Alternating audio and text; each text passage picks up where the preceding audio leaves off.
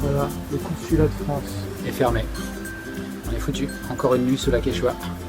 Alors aujourd'hui, je vais essayer de trouver le consulat de France qui se trouve de l'autre côté de Murcia.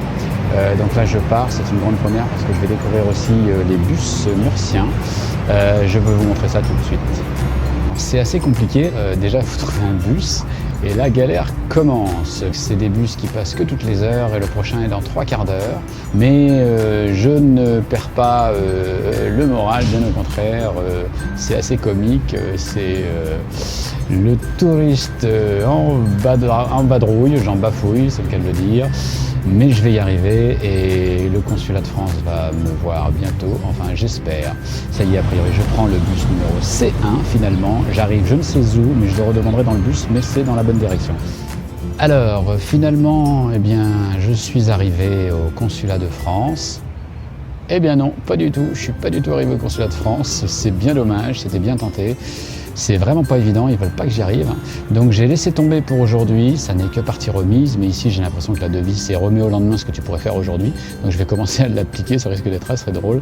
Donc là je fais une tentative, je vais essayer d'aller trouver l'école où je suis passé la semaine dernière pour savoir si oui ou non je suis accepté afin d'apprendre l'espagnol parce que c'est légèrement la chose la plus importante qu'il faut maîtriser ici pour avancer. Donc j'y vais, enfin tout du moins j'essaye d'y aller parce que je coupe par des rues que je ne connais pas du tout, j'y vais au feeling, mais je vais y arriver. Bon et bien ça y est, je viens de retrouver l'école, je viens d'avoir un entretien super sympa avec une personne de l'administration et ce qui est génial, c'est qu'a priori il y a de la place et donc elle m'a donné le papier, vous ne le voyez pas mais je vous le montrerai beaucoup plus. Maintenant il faut que je le remplisse, donc que je comprenne tout évidemment, je vais me faire aider par mes amis espagnols évidemment, que je revienne avec le papier rempli, une photo et la super bonne nouvelle c'est que c'est gratuit, donc ça c'est vraiment génial parce que c'est un lieu public pour les locaux mais aussi pour les expats comme nous et donc ça va être assez génial. Voilà, donc je suis super content, j'ai pas trouvé le consulat, j'y suis jamais arrivé, mais finalement je suis arrivé à l'école et ça c'est cool. Hola. Hola, quiero un café solo por favor. ¿Un café solo? Sí. ¿En taza o en vaso? En taza. Taza, gracias.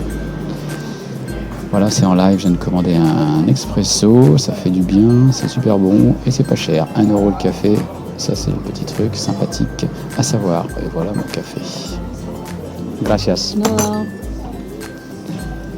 Donc les cours commencent, sont déjà commencés en l'occurrence, ça va être assez génial et c'est des cours qui durent donc comme je disais tout à l'heure dans l'autre vidéo jusqu'au mois de juin, 4 heures par semaine.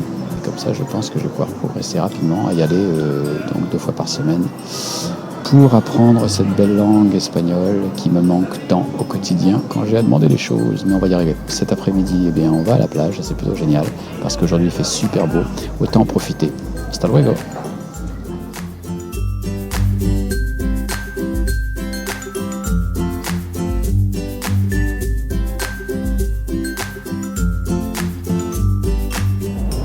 Je comprends pas, c'est tellement simple le bonheur.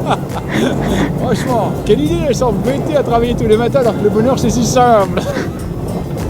Elle est délicieuse quand on y est. Tu devrais y aller.